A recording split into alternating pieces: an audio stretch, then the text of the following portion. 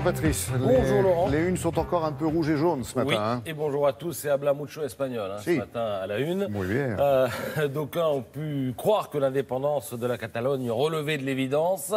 On s'aperçoit qu'elle a quand même quelques opposants et le moins que l'on puisse dire, c'est qu'ils ont défilé en masse. Hier, on appelle ça la majorité silencieuse. De temps à autre, elle donne de la voix, ce qui permet de remettre quelques idées en place. Et en l'occurrence, elle dispose d'un partenaire qui n'est ni policier, ni diplomatique, ni militaire. Il est économique. Vous lirez dans Libération que le président catalan, Carles Puigdemont, a rencontré en toute discrétion les acteurs économiques majeurs de la Catalogne et qu'il a été mis en garde sur le thème « Attention à ne pas aller trop loin parce que le business n'aime pas trop l'instabilité ». Il paraît que les réservations dans les hôtels de Barcelone sont en chute libre, mais ça c'est le petit business, le gros business.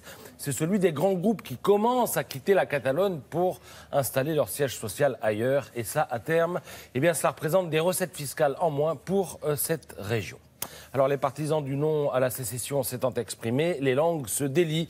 Ici, on entend dire qu'en Catalogne, quiconque est opposé à l'indépendance est immédiatement accusé d'être un partisan du Parti populaire, parti conservateur qui est au pouvoir en Espagne, ou même carrément traité de fasciste. Alors c'est sûr que ceux qui emploient ces mots à tort et à travers, eh bien, les banalisent. Il y a d'ailleurs d'autres grands mots dont on use et abuse sans se soucier de leur sens réel. Sur le sujet, c'est Arnaud de Lagrange qui dit basta ce matin dans le Figaro, que l'on en vienne à peindre une situation coloniale et d'oppression défie l'entendement démocratique, écrit l'éditorialiste. On se voile la dimension populiste du discours indépendantiste et l'on gomme la réalité. Si les Catalans veulent avoir prise sur leur destin, ils n'ont jamais été majoritairement en faveur de l'indépendance. Fin de citation. Alors et maintenant ? Eh bien maintenant, rien n'est réglé. Spécialisé dans l'amour du prochain, le quotidien La Croix avance une hypothèse pas totalement absurde que l'on peut résumer en une formule. Et si on se parlait ? Ça paraît si simple. Car après les violences policières du 1er octobre, après le discours du roi trop unilatéral selon La Croix, et après la démonstration d'hier, eh bien on cherche toujours la porte de sortie. Et il est urgent de la trouver car, comme l'écrit Guillaume Goubert, eh bien tout cela profite aux extrêmes. Ne croyons pas que la civilité européenne préserve ce continent du recours à la violence, écrit l'éditorialiste. Personne ne pensait, il y a un quart de siècle, que les habitants de la Yougoslavie seraient emportés par la folie destructrice et meurtrière.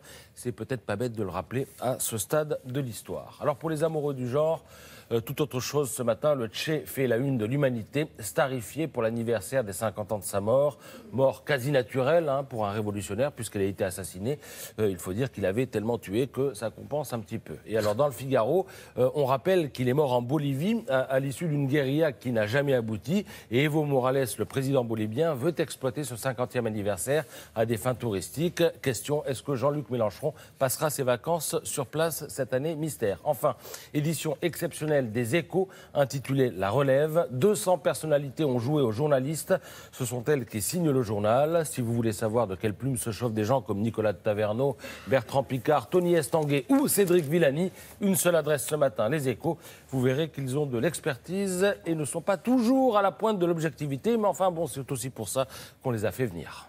Ben justement, tiens, puisqu'on en parle, je ne sais pas si vous avez lu l'article, ou plutôt dans Le Monde d'hier, au milieu des articles très intéressants que nous offre ce quotidien, y compris tous les week-ends, il y avait ce pamphlet de Renaud Machard sur les matinales à la télévision. Renaud Machard, qui, hélas, a manqué d'humour, d'information surtout, et surtout aussi d'amour.